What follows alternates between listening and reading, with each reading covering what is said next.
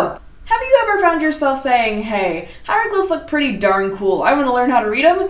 In that case, you are in luck, because in this video I will be explaining the basics to reading the script of the ancient Egyptian language, so sit tight! First things first, there are several different ways in which hieroglyphs can be read, left to right to left, even up to down, so it should be nearly impossible to determine which way to read them, right? Wrong.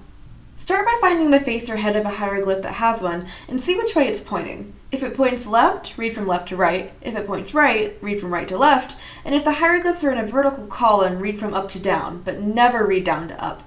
Words are often arranged like this, horizontally, but with smaller symbols stacked on top of each other. In this case, they're still read from left to right, but the stacked hieroglyphs are read from top to bottom. Remember, never read down to up. Never.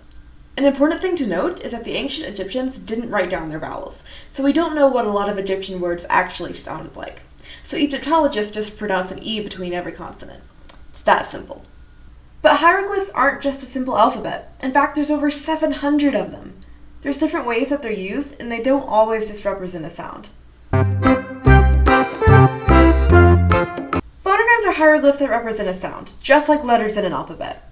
This is a basic alphabet, and it's essential to memorize if you want to be able to read hieroglyphs.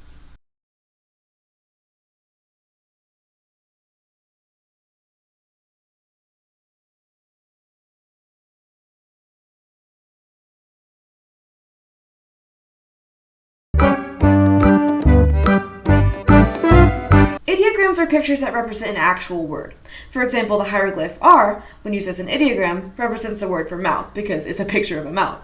Because it would be easy to mistake it as just an R sound, ideograms normally have a vertical line drawn underneath them to indicate that they're actual words and not phonograms. Other examples would be pair, which means house, and hair, which means face.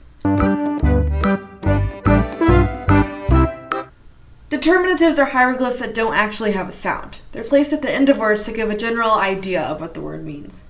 For example, this is the word for bird, aben. The first three hieroglyphs are phonograms, A, P, and D.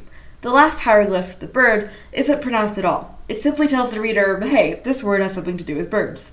Other common determinatives are this one, which usually goes after the name of a town or a city to indicate that it's the name of a place and not just a word, and this one, which normally means the word has something to do with movement. Other than those three main categories of hieroglyphs, there's something else that's important to mention.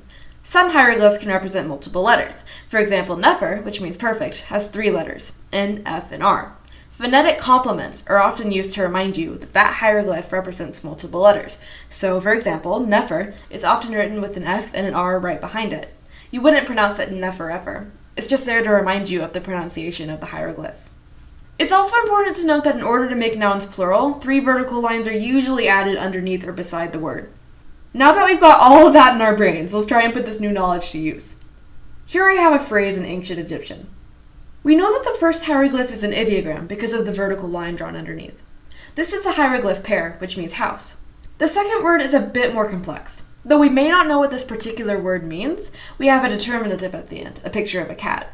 This is the word mu, which means, you guessed it, cat. So, pair and mu, or house and cat, means the cat's house, or the house of the cat.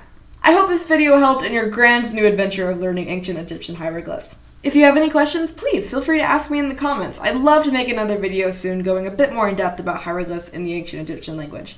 So don't forget to like and subscribe, and I will see you in the next video. Bye-bye!